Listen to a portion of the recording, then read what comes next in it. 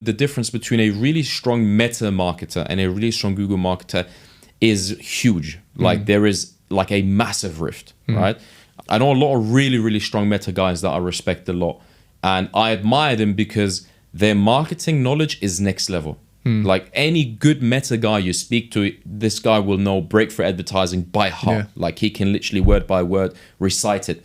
They will know all the books. They consume so much content and books and everything, old school stuff. Like they're really strong on the marketing and the creative side. They know how to market something. Google on the other side is completely different. Like I've got some of the, I believe, strongest Google guys in Europe and worldwide, really. Like we've got some guys, I'm yet to see, like I've seen people on their level. I haven't seen someone better than them, much better than me. And these guys won't know, nothing about any of that. They have not a single clue about awareness stages or anything remotely related to that. But the one thing they have is they are extremely analytical. Very, very analytical, and they're very detail oriented and they're very hands-on. So there's a huge difference. Like you want to do really good at Meta, you want to be really good at Meta, you need to understand creative, you need to understand how to sell and market something. You want to be really good at Google Ads, you need to be analytical, you need to have attention to detail, and you need to also have a strong intuition, I reckon. I see it the same way. I've always described, until like people are really now doubling down on things like demand gen and YouTube, Meta being the platform for demand creation, and then Google being the platform for just leveraging existing demand. And you speak about this a lot on YouTube when you're talking about advertorials. You use tools like Google Keyword Planner, and you can see what the search demand is, what the level of competition is, target particular keywords.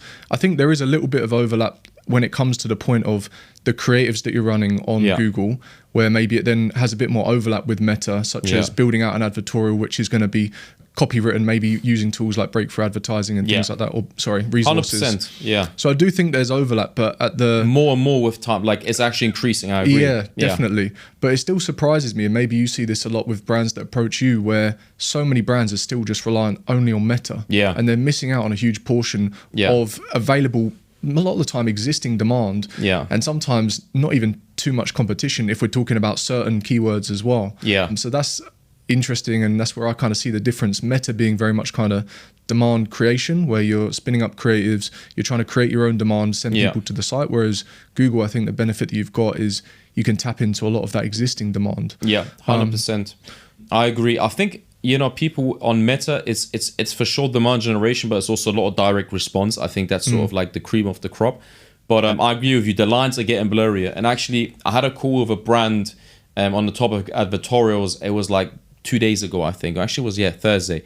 And these guys are spending like over 100K on Google Ads advertorial campaigns in the German market, which is a lot. And they're making about 300 back.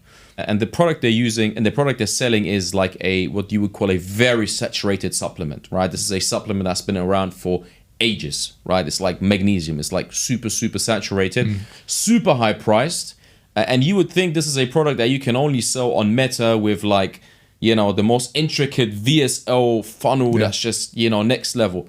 But they're really printing on Google Ads using advertorials. And I think that really highlights what you said, because, now a strong Google marketer needs to actually tap into those things, right? And, advertorials work very different on Google as opposed to Meta, but it's definitely worth putting the time in to master that. Yeah, definitely. Like you said at the start or earlier, I think the days are gone where you can rely just on shopping campaigns and maybe some direct search ads. But maybe as we're on the topic, you could share a little bit about your approach towards advertorials. I know that's quite a broad question, but just how you might tackle one, how you'd essentially do your research into. I know maybe you guys don't necessarily build them out, or maybe you work with the brands to build them, but from a Google perspective, what you're seeing working quite well at the moment in advertorials and how you kind of tackle that. 100%. So I think the core thing about advertorials in combination with Google Ads that people don't really understand yet, especially brands that are already really actively using advertorials on Meta, that's what they're sleeping on. I don't think there's so many brands that don't. Like maybe a year ago, 2 years ago, there was a lot of really heavy brands that weren't doing Google Ads. I think that's starting to die out. I think everyone's now doing Google Ads. But what I see is people are really strong on advertorials on Meta, and they're not leveraging them on Google. And I think the core thing people need to understand, and the one superpower within advertorials that can be leveraged on Google that you cannot leverage on Meta is that everyone knows that, queries or, general demand and the higher awareness stages converts in a more profitable way in advertorials, right? Like maybe listicles can do well comparison, but generally speaking, the higher you go, the more return you will have. It's harder to crack an advertorial than a high awareness stage, but CPMs will be cheaper and so on and so forth. And the way it works on Google is quite interesting, because if you take a really, high awareness stage search query, for example, lower back pain, what to do, right? I've got lower back pain, what to do, or I'm a man, 30 years old, I've got lower back pain, right? Super high awareness stage. Like this guy's, to an extent problem aware, I would say, but it's very, very, very high in the funnel, right? And the beauty about Google Ads and advertorials is that certain products will have hype, right? Like, for example, 2 years ago, everyone was using these snail creams. Like now they're down again. Like these things go up and down. And so does the search volume, the demand for it, the bottom funnel demand, which is traditionally Google's superpower. But, for the past 5,000 years, there have always been people with back pain, lower back pain. And that is reflected in the Google search graphs. Yeah. Like every month, there is the same amount of people. Like, doesn't matter if more people are using Instagram, Meta, TikTok, whatever, Neuralink, doesn't matter anything that happens, right? You look at 2015 until now, there's a very, very steady amount of people that are all having back pain. Now, what does that mean for you? You manage to crack that, you will print new customers for ages because there's so much demand in it. Yeah. The issue is, or what you need to be aware of is more people are going into advertorials now. So that time window will close, right?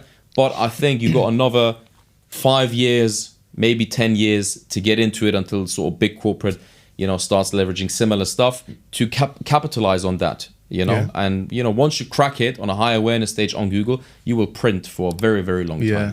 It's because the consistency, right? Yeah. Or as you can see, you can look at Google Trends and see that search term data. Yeah. Maybe it's even increasing with regards to demand month on month or year on year. Yeah. So you're right. If you can tap into that, you're not reliant on the bottom of the funnel anymore, Exactly. which is where I think most people start with Google. And it's where I'd always advise starting is capture that demand that's already there, the low-hanging fruit, but then work your way up and start adding more fuel to the fire and capturing more demand and awareness from the top of the funnel. 100%. You mentioned two different terms there, advertorial and listicle. Yeah. Is listicle if it's specifically like a product review style? Yeah, comparison. So interestingly, I've even seen some big bloggers in the space starting to run ads for listicles as affiliates. Yeah. So if they're able to do it with affiliate commissions 100%. profitably, imagine what you can do as a brand that's maybe 100%. on 70% margin. Yeah. You can outbid them as well. Yeah, 100%. It's so true. Yeah. Like affiliates, it's always good to look to affiliates. Like when you try to crack something, it's always a good idea to look at what affiliates are doing, because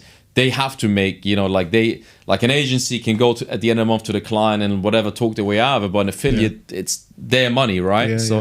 I agree with you, and I've seen the same thing. And it's sort of the easiest one you can go to, right? Yeah. If whatever product you run, or like most products, you should at least try and run a comparison listicle. Yeah. Like, not obviously there's legal implications, I don't want to advise anyone to do whatever, but that's, I would say, like the most low-hanging fruit, almost touching the ground, that most brands should really try. Yeah. And then past that point, is there another style of advertorial that you'd typically recommend, or is it just niche dependent, looking at what demand there is in that particular niche? So we have a very strong, sort of clearly defined process on how to identify advertorial ideas that could work. And after, I think the listicle is always the easiest thing that you can do. Obviously with beds, it won't really work as much, but like something like traditional advertorial sort of brands like, beauty and supplements and stuff, that's the go-to.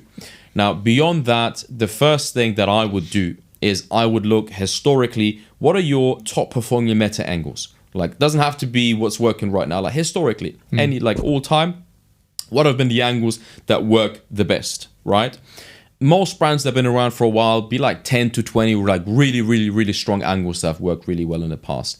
I would advise going through those and then, translating that meta angle into a keyword, and then conduct an analysis to analyze the feasibility of that keyword.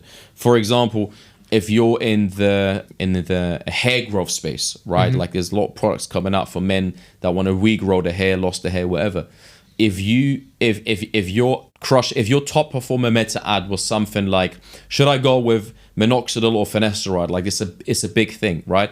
If that is your top angle, which it has been for a lot of brands, then I would recommend creating an advertorial that is basically answering that question. And the way you do it is you check the angle, you go to Google Keyword Planner. All right, is there any demand for hair loss, minoxidil versus finasteride? And if there is, that's what I would go towards. And I've never seen a brand that's tested 10 or 20 different angles and advertorials in that fashion, and they've not at least gotten 2 really crushing advertorials out of it. Yeah. Makes sense. Thank you for sharing that. And I think the key word there is testing. 100%. Right? I think we do have a benefit with Google in that maybe you don't have to deal with the constant creative refresh that you have on Meta. But there are still things that you can test on Google outside of, creatives. No one's testing. Like it's the easiest thing in the world and no one's doing it. Like if you, it's what I always tell the brands. It's like, just take, run an advertorial campaign, put $1,000 into it, and just test the advertorial, see if it works or not. Like it will get you in the most in the D2C context, the most high CPC keywords will be maybe $2.50 that you would target with an advertorial. And I would say that's an outlier. That means you can still get a 250 highly relevant, 100% relevant clicks for that particular angle. And that is totally enough to test it. So I agree with you. A lot more testing needs to be done, and people need to stop being lazy on advertorials. It's one of those things. It's like sales. You cannot outsource it. People ask me, Arian, can you do advertorials? I cannot. I don't understand your product well enough to create a good advertorial. It's like sales. You can't outsourcing sales is always problematic. Same as advertorial. The brand just needs to go in, put the time in, crack it yourself. Ideally, the founder, unless you're 200 people company, crack how to do advertorials. Get some expertise on it, build the SOP. And if you do that and you bust out 20 advertorials and 5 every month, then 100% sure it will play a big role in your acquisition long term. For sure. And like you said, if you're a founder of a brand or a business and you've already got existing data on Meta, you know what your angles are, you know what your pain points are, you know what's worked well, you know what creatives work well. Bro, it's easy. It's just a Sunday. Right now it's 6 p.m. It's just on a Sunday, 6 p.m., sitting down 6 hours, just bust that 6 hours understanding how to use Funnelish. Create a copy on GPT, send it to your copywriter, create some images. It's the type of work no one wants to do, everyone just wants to give budget and scale, but that's the work, that's what you need to do as a founder to crack that, I reckon. I actually sat down not long ago over Christmas for a few weeks and spent the day building an advertorial, and it was one of the most, it sounds a bit sad, enjoyable days I had over Christmas. Most of the time I spent with family, don't get me wrong, which was really enjoyable, but there was one day where I was like, I want to crack this advertorial, let me just sit at my laptop today, cracked it all out, and it was very, very fulfilling, did all of the research, and actually I should clarify, listicle, not advertorial. But how did it perform? Yeah, very, very well. So it worked. Click through, first ever advertorial I've written myself. And click through rate is 10%, conversion rate, or I don't know off the top of my head conversion rate. But it works. Off the bat. And how did that feel? Once it started working, how did that feel? Now I'm like, okay, this is for one product. Now let me have a look at what's out there for the rest of the products. That's what I'm saying. That's what I'm saying. It's very rewarding. Once you if you do it yourself and you crack it, it's so much fun. For sure. And that's I think if you manage to do that, if you own that process and you understand how to identify and create them and release them, and you have a good strategy, sort of a good testing strategy in the background, it is a lot of fun. It will give you a massive edge, and it works really, really well. Yeah, for sure.